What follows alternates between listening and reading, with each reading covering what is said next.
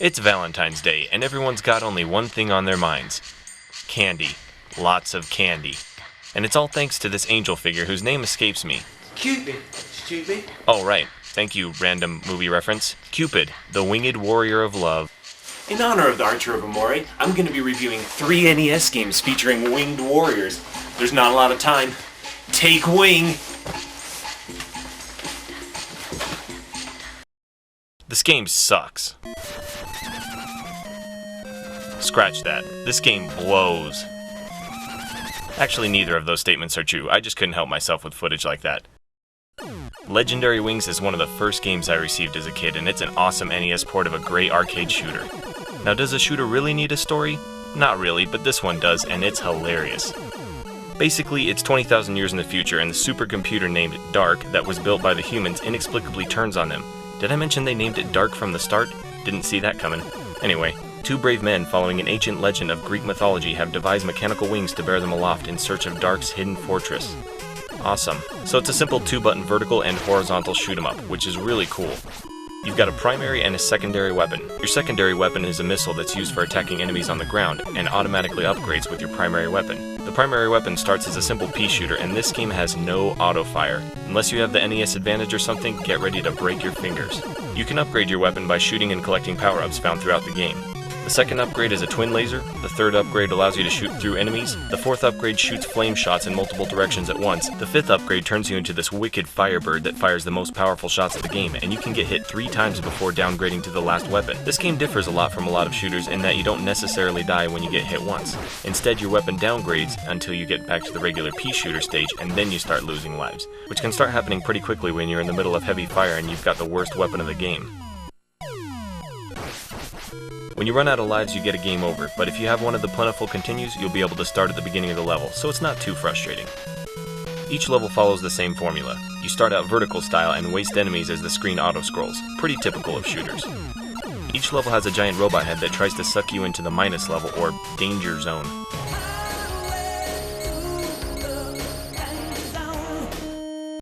In the guts of the beast, you have to fight your way through hordes of vicious enemies horizontal style. Some of the tougher enemies are down here, and if you're not careful, you could come back out in bad shape, or not at all. At the end, you have to fight these centipede things that spit bubbles, which isn't too bad, and then you're back where you were. Later in the stages, you can also access a bonus or lucky stage if you shoot the right turret and get sucked in on purpose.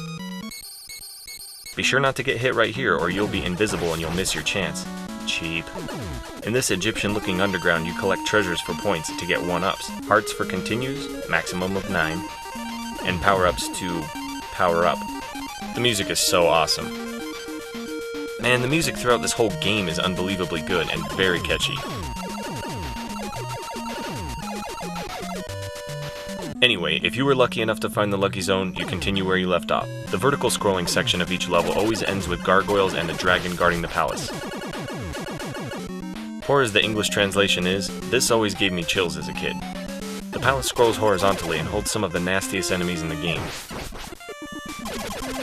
The boss may be familiar to those of you that saw my Halloween video, but even with the original audio, it's still intense. Listen.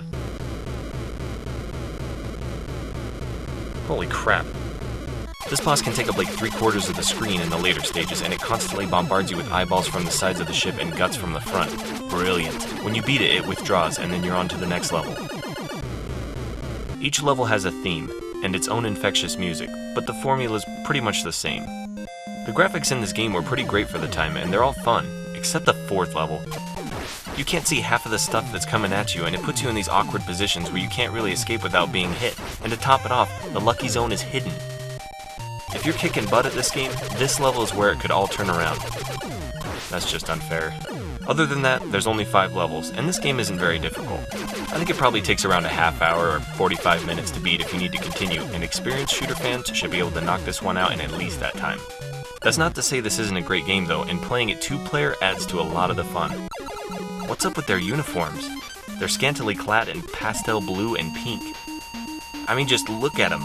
These guys might be a little... I mean, they're... well, just...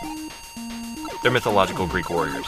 Anyway, this game is a solid shooter for the NES, and unfortunately hasn't been re-released on the Virtual Console yet, but when it does, I'd say check it out if you like shooters. Though short, Legendary Wings is a fun and competent shooter made by the good people at Capcom, and I want to see a sequel.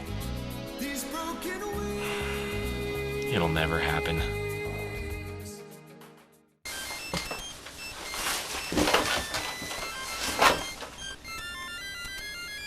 Kid Icarus. This game has a lot of Valentine's Day relevance for me, actually. I remember as a kid asking my mom for this game for Valentine's Day and tried to convince her by saying the main character Pit's like Cupid, and he collects hearts, so it's like a Valentine's Day themed game. True story. I didn't get it, but my mom thought it was pretty funny. Nice try. Anyway, Kid Icarus is another Greek-themed game complete with the wings of Pegasus and the final boss, Medusa. Kid Icarus is an adventure game, but it borrows from a lot of different styles, making it difficult to fit into one category. For the most part, it's a non-conventional platformer the likes of Metroid, another game by the same designer, Gunpei Yokoi. Most of the levels are vertical scrolling, but there are a few traditional side-scrolling levels the likes of Mario, etc. The 3 dungeons in the game are pretty reminiscent of the ones in Zelda. You can even collect hearts for currency to buy items. The last level is a horizontal shooter not unlike Legendary Wings actually. So this game has a lot going on. Basically, to summarize the story, you're an angel named Pit that's trapped in the underworld. The goddess Palutena is being held by Medusa and sends Pit a magical bow to defeat Medusa's minions and save the goddess, restoring peace to Angel Land. In order to do this, Pit must defeat the 3 bosses in each of the 3 dungeons to acquire the 3 sacred treasures needed to defeat Medusa. No sweat. The first thing you'll probably notice is the music is awesome. Well, that's the first thing I noticed anyway. The next thing is how weird it is that the screen scrolls upwards instead of sideways as I was used to as a kid.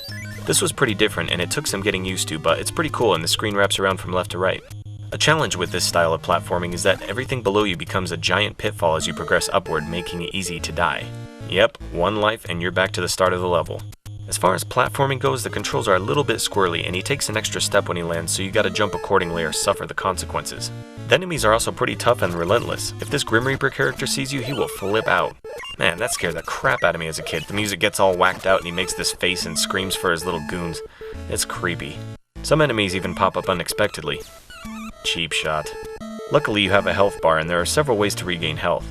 As you progress, you can also level up your health and weapons. There are shops that sell a lot of useful items which I won't really go into, but they cost a ton of hearts. One of the ways to collect hearts is to enter one of these rooms with enemies swarming around. There's a ton of enemies in here and it's hard to avoid them all, but they cough up big hearts, so it's kinda worth it. There are also treasure rooms where you can get special items if you pick the right ones, but it's all a game of chance. If the god of poverty shows up, you lose it all. If you guess all the right pots, you can get a special item like a credit card. This game actually gave me my first lesson on credit cards. I was thinking, yeah, I'll just buy whatever I want and not pay it back. Genius. Wait, I'm not getting any hearts. Yep, that's debt, my son. Welcome to life. Oh.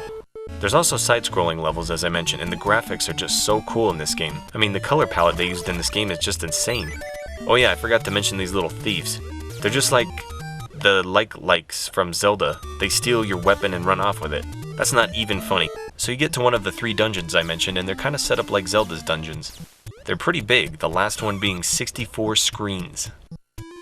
These eggplant wizards suck. They hit you with an eggplant curse that keeps you from using attacks, and it can only be removed in specific parts of the dungeons. What a pain. Wait, wasn't an eggplant an enemy in the Adventure Island games too? What's with Japanese game designers hating eggplants? Huh, whatever. Aside from some inevitable frustration, this is a classic NES game and it's really unique. Kid Icarus has a bit of a cult following and it was fairly popular. The main character Pit was lucky enough to have an annoying part in the late 80s Saturday morning cartoon Captain N. He always said Icus after everything he said, like a Pokemon or something. It was really lame-icus. There was also a sequel on the Game Boy, and after that it pretty much wasn't heard from again until Kid Icarus was re-released on the Virtual Console. But people are talking about it again with the inclusion of Pit in Super Smash Bros. Brawl. Why suddenly revive an old video game character like that? Why not? Naturally, with a 3D model of Pit in a game, rumors are flying around the internet. Is a sequel in the works? Will it happen? I don't know, but let's hope so. That would be sweet-a-kiss. Oh. You know, reviewing 2 games in under 10 minutes is really taking it out of me. You know what? What's that? Oh, that's right, I said I was gonna do 3. Yeah. Chubby Chirp. you're like this little angel guy, and you fly around, and you get all the you probably wouldn't like it.